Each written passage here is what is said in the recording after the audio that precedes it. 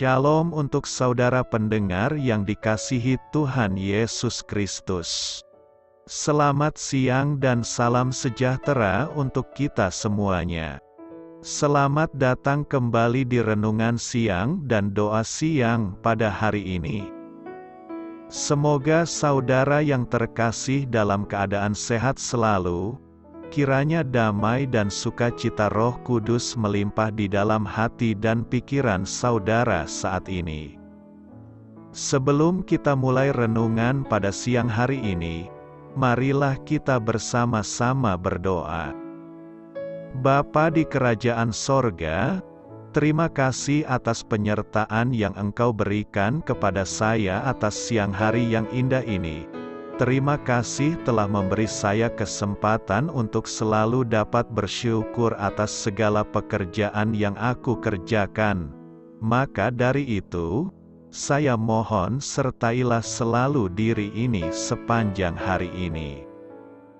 Terima kasih atas berkat Tuhan hingga saat ini aku masih bisa merasakan kebaikan Tuhan dan buatlah agar bibirku selalu mengucap syukur kepadamu. Tuhan Yesus Kristus, terima kasih pada saat ini saya masih bisa bekerja.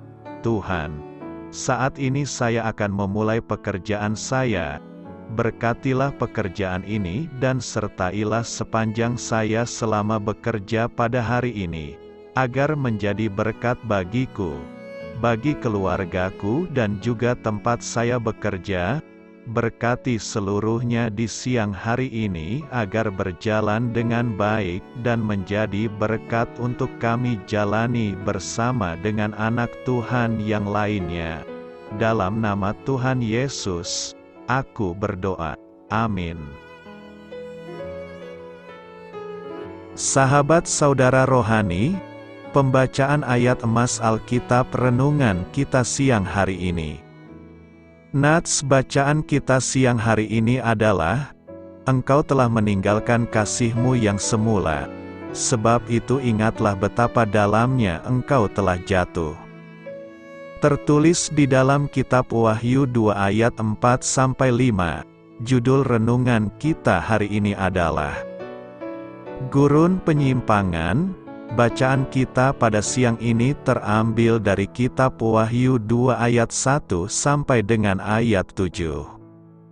Tuliskanlah kepada malaikat jemaat di Efesus. Inilah firman dari Dia, yang memegang ketujuh bintang itu di tangan kanannya dan berjalan di antara ketujuh kaki dian emas itu. Aku tahu segala pekerjaanmu, baik jerih payahmu maupun ketekunanmu. Aku tahu bahwa engkau tidak dapat sabar terhadap orang-orang jahat, bahwa engkau telah mencobai mereka yang menyebut dirinya rasul, tetapi yang sebenarnya tidak demikian, bahwa engkau telah mendapati mereka pendusta, dan engkau tetap sabar dan menderita oleh karena namaku, dan engkau tidak mengenal lelah. Namun demikian aku mencela engkau, karena engkau telah meninggalkan kasih-Mu yang semula. Sebab itu ingatlah betapa dalamnya engkau telah jatuh. Bertobatlah dan lakukanlah lagi apa yang semula engkau lakukan.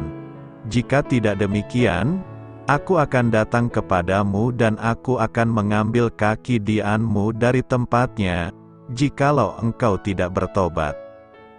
Tetapi ini yang ada padamu, yaitu engkau membenci segala perbuatan pengikut-pengikut Nikolaus, yang juga ku benci. Siapa bertelinga, hendaklah ia mendengarkan apa yang dikatakan Roh kepada jemaat-jemaat.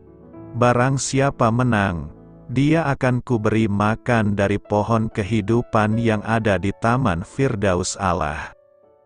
Ayat di atas terambil dari kitab Wahyu 2 ayat 1 sampai dengan ayat 7. Kata bijak Alkitab hari ini adalah, untuk memperbarui kasih Anda kepada Kristus. Ingatlah kembali kasih Kristus bagi Anda. Mari kita mulai renungan siang kita. Baiklah, mari kita mulai segmen kisah inspiratif. Cerita renungan siang kita hari ini adalah, dahulu, Muinak merupakan kota pelabuhan nelayan yang berkembang pesat di tepi Laut Aral. Namun kini Muinak hanyalah kota di tepi gurun pasir. Keadaannya menyedihkan dan berbau amis. Lambung kapal yang sudah rusak dan berkarat berderet menutupi bukit-bukit pasir. Padahal dulunya semua kapal itu berlayar di atas permukaan sumber mata air kehidupan di Asia Tengah. Perubahan itu mulai terjadi sekitar tahun 1960. Saat itu perencana kota pemerintah Uni Soviet mulai membelokkan sumber mata air Laut Aral untuk mengairi perkebunan kapas terbesar di dunia. Tak seorang pun tahu bahwa kelak kebijakan itu ternyata menimbulkan kerusakan lingkungan. Cuaca di situ berubah menjadi sangat panas, musim bertanam menjadi 2 bulan lebih pendek, dan 80% tanah perkebunan hancur diterjang oleh badai garam yang berasal dari dasar laut. Kejadian yang menimpa kota Muinak itu sama seperti dengan apa yang terjadi pada jemaat Efesus. Pada saat jemaat itu mengalami perkembangan rohani yang pesat, para orang percaya di kota Efesus malah mengalihkan perhatian mereka dari Kristus dan menyibukkan diri dengan berbagai pelayanan yang dilakukan atas namanya. Mereka tidak lagi memperhatikan hal terpenting dalam hubungan mereka dengan Kristus, yaitu kasih mereka kepadanya. Tuhan, tolonglah kami untuk segera mengenali dan bertobat dari berbagai hal yang mengalihkan perhatian kami untuk mengasihi-Mu. Alirilah jiwa kami yang gersang ini dengan air hidup-Mu. Terjatuh dan bertobat. Wahyu 2 ayat 5 berkata, "Sebab itu ingatlah betapa dalamnya engkau telah jatuh. Bertobatlah dan lakukanlah lagi apa yang semula engkau lakukan. Jika tidak demikian, aku akan datang kepadamu dan aku akan mengambil kaki dianmu dari tempatnya, jikalau engkau tidak bertobat." Hidup ini terdiri dari 2 sisi. Di satu sisi kita sudah berusaha bertobat dan meninggalkan dosa dan kejahatan dunia. Namun di sisi lain kita pun sering terjatuh ke dalam dosa dan kejahatan. Istilah terjatuh digunakan dalam Alkitab untuk menggambarkan seseorang atau sesuatu yang martabatnya secara rohani maupun moral direndahkan. Israel disebut terjatuh. Sama halnya dengan malaikat dan kemuliaan umat manusia, semua ini telah jatuh dari kehendak sempurna Allah bagi mereka, jatuh ke dalam dosa, dan jatuh ke bawah murka Allah. Mereka yang berada dalam kondisi terjatuh ini mengalami konsekuensi dosa yang kian memburuk secara moral, rohani, dan secara sosial. Hidup di dalam dunia yang terjatuh berarti kita bergumul dengan dosa setiap hari. Kita mengalami sakit hati dan penderitaan. Kita menyaksikan bencana alam dan kehilangan yang dahsyat. Ketidakadilan, hilangnya peri kemanusiaan, dan dusta tampaknya di mana-mana.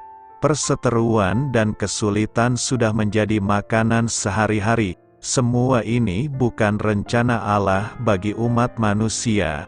Kita jatuh dari posisi sempurna kita di Taman Eden. Kita sekarang hidup dalam dunia yang terjatuh, dan seluruh ciptaan mengeluh di bawah konsekuensi dosa. Kabar baiknya ialah bahwa Allah tidak bermaksud supaya keluhan dunianya berlanjut terus. Melalui Yesus Kristus, Allah sedang memperbaiki ciptaannya. Memulihkan persahabatan dengannya melalui Yesus Kristus, sehingga kita memperoleh kehidupan kekal. Memulihkan cerminan gambar Allah dalam Yesus Kristus. Memulihkan peraturannya bagi kehidupan yang memuaskan di dalam Yesus Kristus. sehingga kita beroleh damai dan kemakmuran yang sejati. Memulihkan rancangannya bagi keluarga di dalam Yesus Kristus. Memulihkan posisi manusia sebagai pengelola bumi milik Allah. Yesus Kristus sudah berjanji kembali, dan ketika Ia kembali, Ia akan meluruskan segala sesuatu selamanya. Jangan sampai kita mengabaikan undangan terakhir Allah bagi semua manusia yang terjatuh. Marilah, semua yang datang kepada Allah dalam iman pada Yesus Kristus akan dipulihkan. Karena itu, jika kita terjatuh, segeralah bertobat agar kasih karunia Allah berpulih kembali kepada kita. Melakukan segala pekerjaan dalam kasih.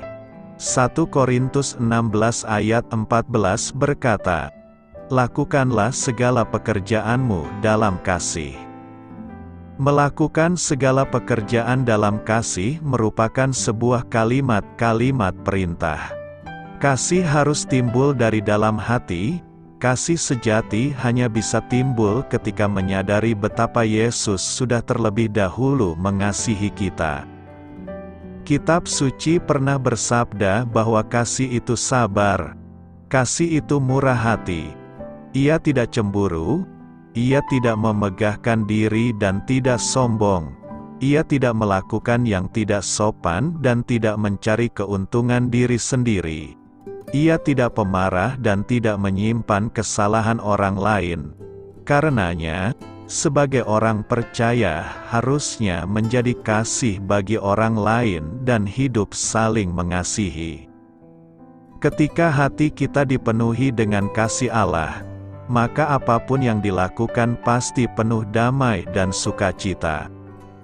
Apapun yang kita kerjakan, baik tentang waktu, tenaga, harta, kepintaran, jabatan, pekerjaan, kemampuan, pelayanan dan menjadi berkat bagi orang lain, sehingga kasih dan kuasa Allah bisa terus mengalir deras.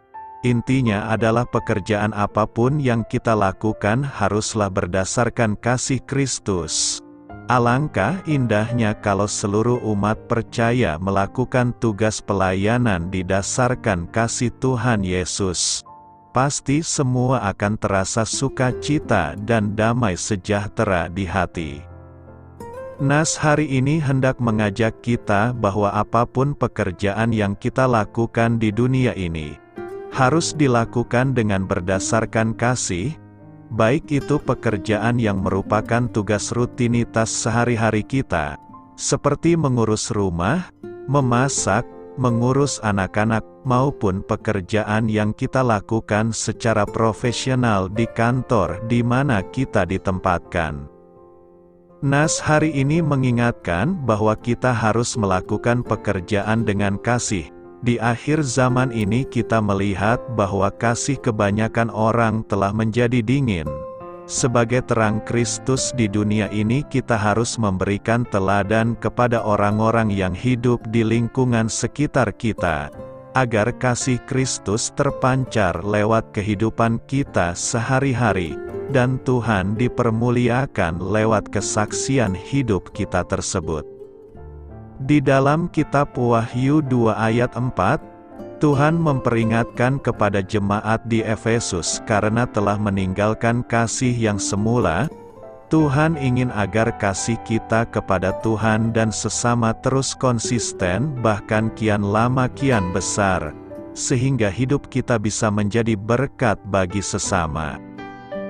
Di dalam Injil Yohanes 3 ayat 16, Tuhan mengerjakan kasih yang sempurna kepada manusia, dengan jalan turun ke dunia ini lalu mengorbankan dirinya di kayu salib, agar setiap manusia bisa memperoleh kehidupan yang kekal bersama Tuhan di dalam kerajaan sorga. Luar biasa bukan? Kasih yang diberikan Tuhan kepada kita lewat pengorbanannya di kayu salib adalah kasih agape, yaitu kasih yang tidak bersyarat, kasih yang tidak menuntut balasan. Pertanyaan kita sekarang adalah kasih yang seperti apakah yang Tuhan kehendaki di dalam kehidupan kita ini. Ada beberapa tindakan kasih yang harus kita lakukan, seperti kasih yang rela berkorban untuk kemuliaan Tuhan, tanpa imbalan. Kasih untuk memberikan yang terbaik, memberikan korban yang terbaik untuk Tuhan, seperti persembahan seorang janda miskin di dalam Injil Markus 12 ayat 41-44. Kasih untuk memberikan dengan tulus tanpa mencari keuntungan pribadi, memberi dengan tanpa memikirkan apakah ada manfaat yang akan kita peroleh dengan pemberian tersebut. Apakah kita selama ini telah rela berkorban? Apakah kita telah memberikan yang terbaik untuk Tuhan? Dan apakah kita telah memberikan dengan tulus tanpa adanya unsur pribadi yang dapat menguntungkan kita, untuk dapat melakukan segala sesuatunya dengan kasih yang tulus? Kita harus senantiasa berjaga-jaga dengan melakukan.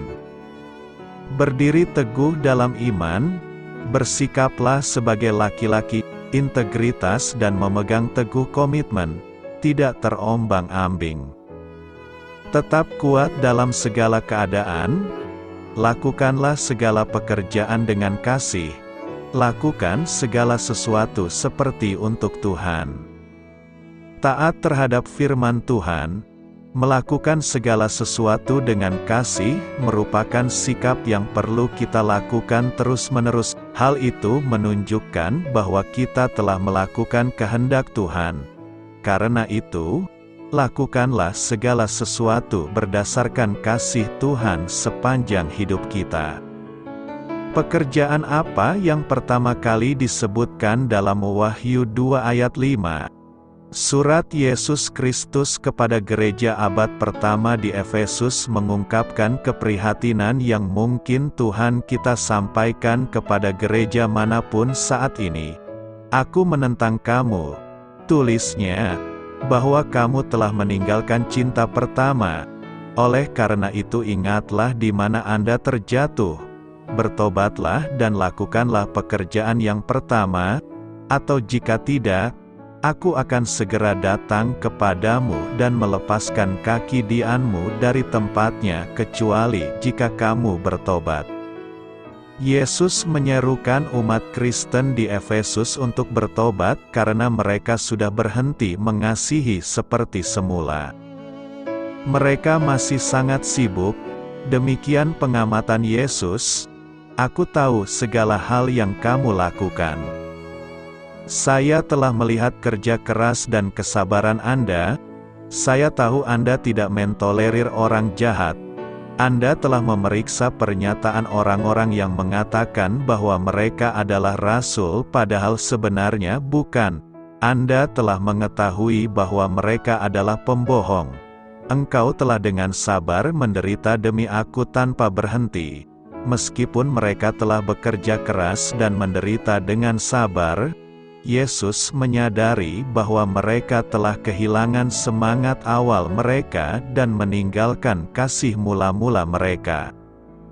Beberapa ahli percaya bahwa cinta mula-mula mengacu pada gairah segar dan pengabdian yang dimiliki orang-orang percaya terhadap Kristus ketika mereka baru saja diselamatkan. Terletak dalam konteks Wahyu 2, cinta mula-mula sepertinya juga berbicara tentang cinta mereka satu sama lain, yang menurut Yesus akan membuktikan kepada dunia bahwa kamu adalah murid-muridku. Pekerjaan pertama, yang disebutkan dalam Wahyu 2 ayat 5 berhubungan langsung dengan cinta mula-mula, mereka, kerja keras, dan kesabaran. Mereka patut dipuji. Namun seiring berjalannya waktu, mereka menjadi lebih termotivasi oleh rasa tanggung jawab daripada cinta yang penuh gairah kepada Tuhan seperti yang ditunjukkan dalam pelayanan penuh kasih kepada orang lain. Sebagian besar dari kita pernah mengalami antusiasme tanpa hambatan yang menyertai cinta baru. Pada tahap awal percintaan, kita akan melakukan apa saja demi kekasih kita tanpa perlu mengedipkan mata. Masa bulan madu untuk pekerjaan baru serupa. Kami akan bekerja tanpa kenal lelah dan melayani tanpa pamrih. Jemaat Efesus berhenti melakukan pekerjaan awal, karena mereka telah kehilangan cinta mula-mula mereka. Tuhan mempunyai kasus serupa terhadap umatnya di zaman Yeremia. Aku ingat kesetiaanmu yang tak pernah gagal di masa mudamu. Kasihmu terhadap aku sebagai mempelai. Aku teringat bagaimana engkau mengikuti aku ke padang gurun, ke tanah yang tidak dapat ditanami. Seperti kebanyakan dari kita saat ini, orang-orang percaya di Efesus sibuk menjaga diri mereka terpisah dari orang-orang jahat dan mengidentifikasi rasul-rasul palsu sambil mengabaikan pengabdian yang tulus. Untuk tetap berada pada jalur pekerjaan pertama, kita harus tetap berkobar dalam cinta mula-mula yang abadi kepada Kristus. Kasih kita kepadanya adalah bahan bakar yang mengobarkan belas kasih dan pelayanan kita kepada orang lain. Yesus memberitahu jemaat Efesus bagaimana menjaga cinta mula-mula mereka tetap hidup. Pertama, dia berkata kita harus ingat, yang secara harfiah berarti mengingat dan merespons dalam bahasa Yunani asli. Kita harus terus mengingat hal-hal yang telah hilang, ditinggalkan, atau diabaikan. Selanjutnya, kita bertobat, kita menanggapi kenangan kita dengan mengubah pikiran kita tentang dosa, mengakui dosa kita kepada Tuhan, dan kembali kepadanya, kasih pertama kita. Ketiga, kami kembali, kami melakukan pekerjaan pertama. Bagi orang percaya, pekerjaan pertama adalah mencari dahulu kerajaannya dan kebenarannya. Kita mendapatkan kembali landasan yang hilang dari tempat kita terjatuh dengan menyalakan api pengabdian kita dan memelihara hubungan kita dengan Tuhan. Kita menghabiskan waktu di hadirat Tuhan, beribadah, berdoa, dan membiarkan firman-Nya masuk jauh ke dalam hati kita. Kebijaksanaan memerintahkan, biarlah cinta dan kesetiaan tidak pernah meninggalkanmu. Ikatlah itu pada lehermu, tuliskanlah pada loh hatimu. Ketika kita tinggal di dalam Yesus Kristus, kita akan menghasilkan buah dari pelayanan yang taat. Dengan kasih-Nya yang berkobar-kobar dalam diri kita, kita secara alami menunjukkan kasih sayang terhadap saudara dan saudari kita. Hanya melalui kuasa dan kasih karunia-Nya yang bekerja di dalam kita, kita dapat terus melakukan pekerjaan pertama, yang telah dipersiapkan Allah sebelumnya untuk kita lakukan. Apakah kedatangan Yesus Kristus yang kedua kali? Kedatangan Yesus Kristus kedua kali merupakan pengharapan semua orang percaya dalam Tuhan yang berkuasa di atas segala sesuatu dan setia kepada janji-janji dan nubuatan-nubuatan dalam firman-Nya. Dalam kedatangan-Nya yang pertama kali, Yesus Kristus telah datang ke dalam dunia sebagai seorang bayi sebagaimana telah dinubuatkan. Sempena kelahiran, kehidupan, pelayanan, kematian dan kebangkitan-Nya, Yesus Kristus telah menggenapi banyak nubuatan tentang Mesias. Bagaimanapun masih terdapat beberapa nubuatan berhubung Mesias yang belum digenapi Yesus. Kedatangan Yesus Kristus kedua kali merupakan kedatangan-Nya untuk menggenapi nubuatan-nubuatan yang belum digenapi. Sewaktu kedatangan-Nya yang pertama kali, Yesus merupakan hamba yang menderita.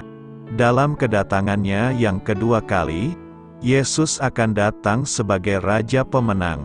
Dalam kedatangan-Nya pertama kali, Yesus datang dalam keadaan yang sangat sederhana.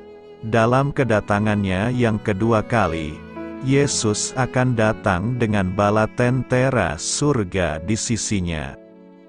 Nabi-nabi Perjanjian Lama tidak memberi perbezaan yang jelas di antara dua kedatangan ini.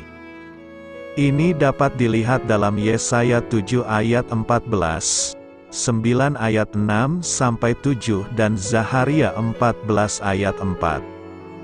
Akibat daripada dua nubuatan yang seperti bercakap tentang dua orang Mesias, ramai cendekiawan Yahudi percaya akan ada seorang Mesias yang menderita dan seorang lagi Mesias pemenang.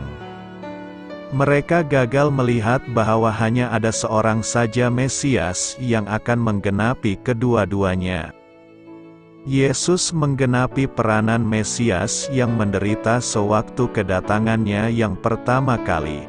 Yesus juga akan menggenapi peranannya sebagai pelepas dan Raja Israel pada waktu kedatangannya kedua kali. Zaharia 12 ayat 10 dan Wahyu 1 ayat 7 menjelaskan keadaan manusia ketika kedatangan Yesus kedua kali.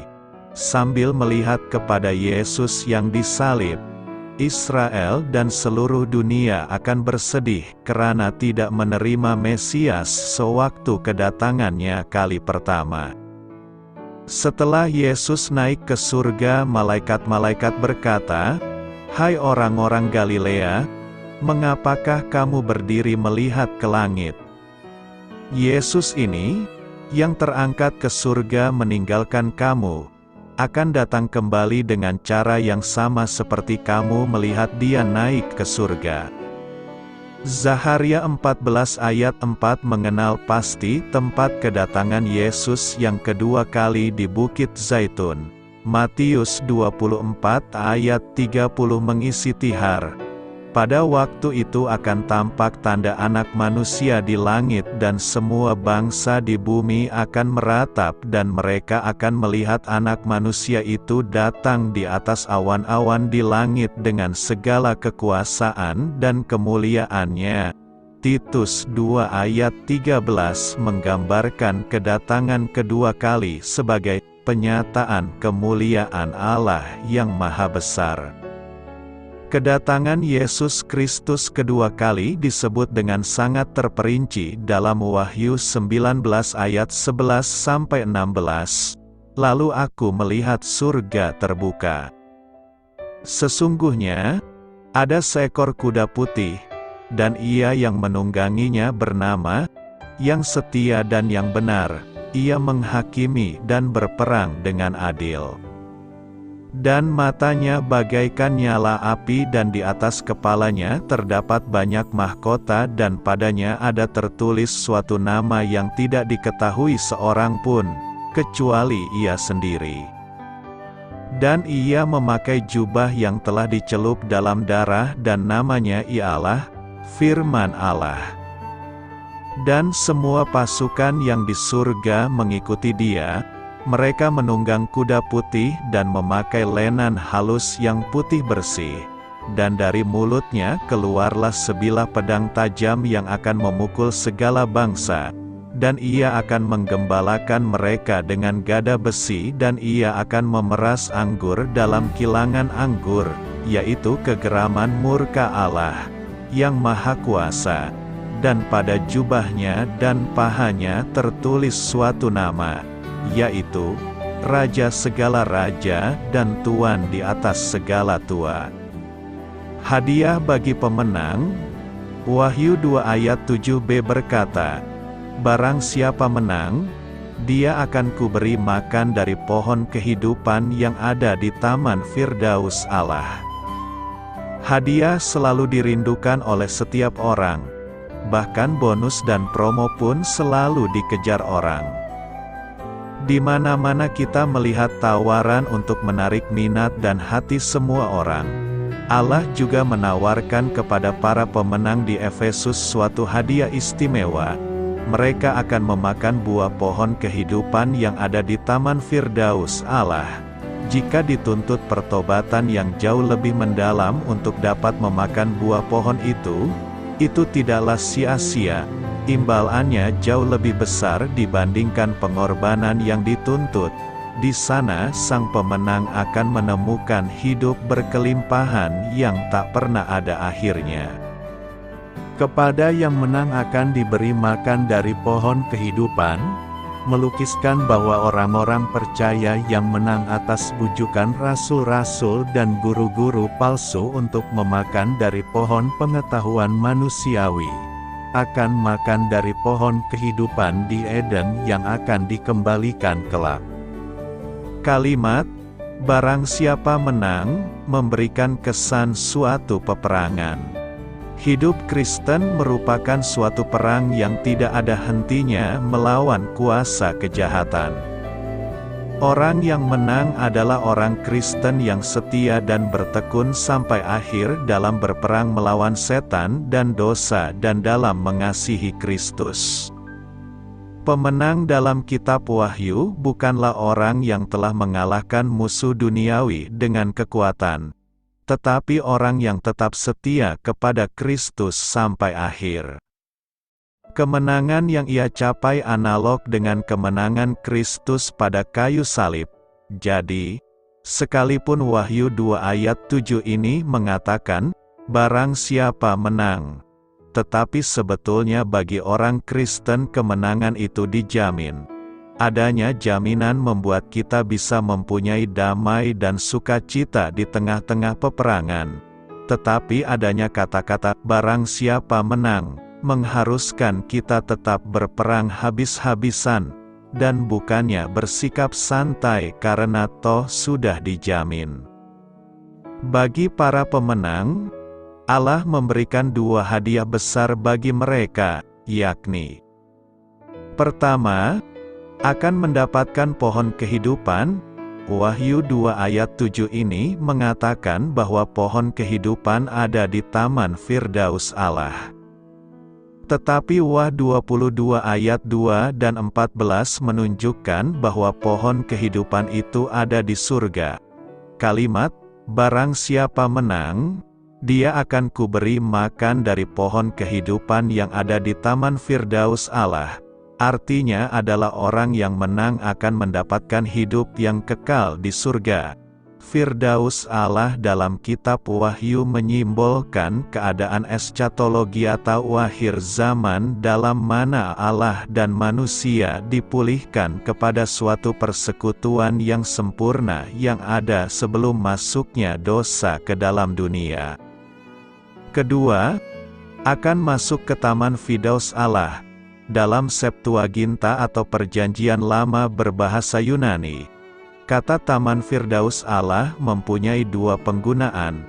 Ini digunakan untuk menunjuk pada Taman Eden dan digunakan untuk menunjuk pada taman atau kebun yang megah atau indah. Dalam pemikiran orang Kristen mula-mula dianggap bahwa semua orang mati akan pergi ke suatu tempat penantian dan tinggal di sana sampai penghakiman terakhir. Tetapi di sana ada satu tempat khusus bagi para tokoh kitab suci dan nabi-nabi, dan tempat ini disebut Paradise. Tertullian menganggap bahwa hanya ada satu golongan orang yang langsung masuk ke Paradise ini, yaitu para martir. Ia berkata, satu-satunya kunci untuk membuka Firdaus adalah darahmu sendiri. Para pemikir mula-mula yang besar tidak menyamakan Firdaus dengan surga. Firdaus adalah tingkat di tengah-tengah, di mana jiwa dari orang benar disesuaikan untuk masuk ke hadirat Allah. Pada akhirnya orang-orang Kristen mengidentikan Paradise dengan surga. Dengan demikian sudah jelas bagi kita bahwa setiap orang yang menang akan memperoleh surga sebagai tujuan akhir hidup orang percaya. Karena itu, kejarlah hadiah dari Tuhan yakni pohon kehidupan dan surga. Terjatuh dan bertobat. Wahyu 2 ayat 5 berkata, sebab itu ingatlah betapa dalamnya engkau telah jatuh. Bertobatlah dan lakukanlah lagi apa yang semula engkau lakukan. Jika tidak demikian, Aku akan datang kepadamu dan aku akan mengambil kaki dianmu dari tempatnya, jikalau engkau tidak bertobat. Hidup ini terdiri dari dua sisi. Di satu sisi kita sudah berusaha bertobat dan meninggalkan dosa dan kejahatan dunia. Namun di sisi lain kita pun sering terjatuh ke dalam dosa dan kejahatan. Istilah terjatuh digunakan dalam Alkitab untuk menggambarkan seseorang atau sesuatu yang martabatnya secara rohani maupun moral direndahkan. Israel disebut terjatuh, sama halnya dengan malaikat dan kemuliaan umat manusia. Semua ini telah jatuh dari kehendak sempurna Allah bagi mereka, jatuh ke dalam dosa, dan jatuh ke bawah murka Allah. Mereka yang berada dalam kondisi terjatuh ini mengalami konsekuensi dosa yang kian memburuk secara moral, rohani, dan secara sosial. Hidup di dalam dunia yang terjatuh berarti kita bergumul dengan dosa setiap hari. Kita mengalami sakit hati dan penderitaan. Kita menyaksikan bencana alam dan kehilangan yang dahsyat, ketidakadilan, hilangnya peri kemanusiaan, dan dusta tampaknya di mana-mana. Perseteruan dan kesulitan sudah menjadi makanan sehari-hari. Semua ini bukan rencana Allah bagi umat manusia. Kita jatuh dari posisi sempurna kita di Taman Eden. Kita sekarang hidup dalam dunia yang terjatuh, dan seluruh ciptaan mengeluh di bawah konsekuensi dosa. Kabar baiknya ialah bahwa Allah tidak bermaksud supaya keluhan dunianya berlanjut terus. Melalui Yesus Kristus, Allah sedang memperbaiki ciptaannya. Memulihkan persahabatan dengannya melalui Yesus Kristus, sehingga kita memperoleh kehidupan kekal. Memulihkan cerminan gambar Allah dalam Yesus Kristus. Memulihkan peraturannya bagi kehidupan yang memuaskan di dalam Yesus Kristus, sehingga kita beroleh damai dan kemakmuran yang sejati. Memulihkan rancangannya bagi keluarga di dalam Yesus Kristus. Memulihkan posisi manusia sebagai pengelola bumi milik Allah. Yesus Kristus sudah berjanji kembali, dan ketika Ia kembali, Ia akan meluruskan segala sesuatu selamanya. Jangan sampai kita mengabaikan undangan terakhir Allah bagi semua manusia yang terjatuh. Marilah, semua yang datang kepada Allah dalam iman pada Yesus Kristus akan dipulihkan. Karena itu, jika kita terjatuh segeralah bertobat agar kasih karunia Allah berpulih kembali kepada kita. Selamat berkarya untuk Tuhan, selamat memulai karya dalam minggu ini untuk Tuhan. Doa saya menyertai saudara sekalian, saya memberkati Anda agar sewaktu Anda mencarinya dari Dia, Bapa Surgawi Anda akan memberikan bagi Anda roti harian Anda. Dalam nama Yesus Kristus, Tuhan yang berkuasa atas alam semesta dan menuntun kita kepada iman yang menyelamatkan, Tuhan Yesus menyertai senantiasa. Tuhan memberkati. Amin.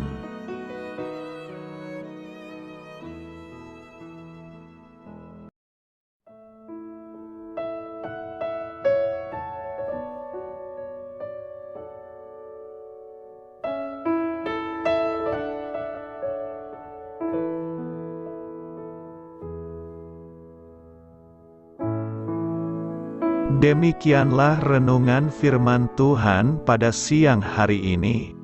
Semoga menjadi kekuatan di dalam hidup kita dan menjadikan kita pribadi yang lebih sukses. Sebelum kita memulai aktivitas hari ini, marilah kita berdoa. Bapa kami yang ada di sorga, Terima kasih atas kasih dan kebaikan Tuhan yang begitu besar buat kami. Tuntunlah perbuatanku agar di sepanjang hari ini saya bisa bekerja sebaik-baiknya, tidak pernah jemu menolong sesama, selalu ramah dan tahu terima kasih, menghayati iman dan mengamalkannya dengan sekuat tenagaku. Semua ini saya sampaikan kepadamu, dengan pengantaraan Kristus, Tuhan kami. Allah, Bapa kami bersyukur kepadamu, bahwa dengan bekerja kami boleh ambil bagian di dalam karya-Mu mensejahterakan dan membahagiakan umat manusia. Kami mohon bimbingan-Mu dalam melaksanakan pekerjaan kami hari ini. Bimbinglah kami agar sanggup bekerja dengan semangat kasih, dengan riang, rajin dan jujur. Terima kasih, Tuhan. Amin. Dalam nama Tuhan Yesus Kristus Tuhan dan Juru Selamat kami, Bapa kami yang baik, kami mengucap syukur dan berdoa. Amin. Biarlah firman Tuhan menjadi pengingat untuk kita semua, bahwa tuntunan dari Roh Kudus akan selalu memberi jalan keluar bagi setiap permasalahan hidup kita, dan memberi kedamaian di hati kita. Amin. Sampai jumpa di renungan siang saudara rohani berikutnya. Shalom.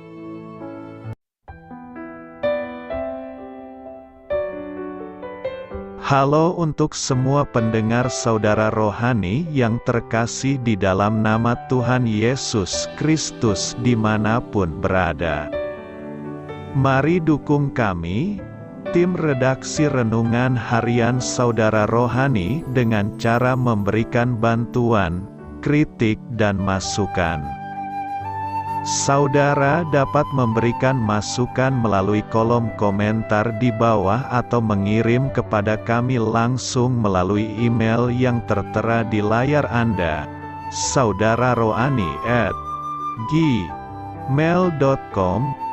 Jika saudara terberkati melalui renungan ini, saudara dapat mendoakan kami dan memberikan bantuan lainnya dengan mengirim email kepada kami. Saya berdoa agar saudara sekalian bahagia dan sehat selalu. Amin.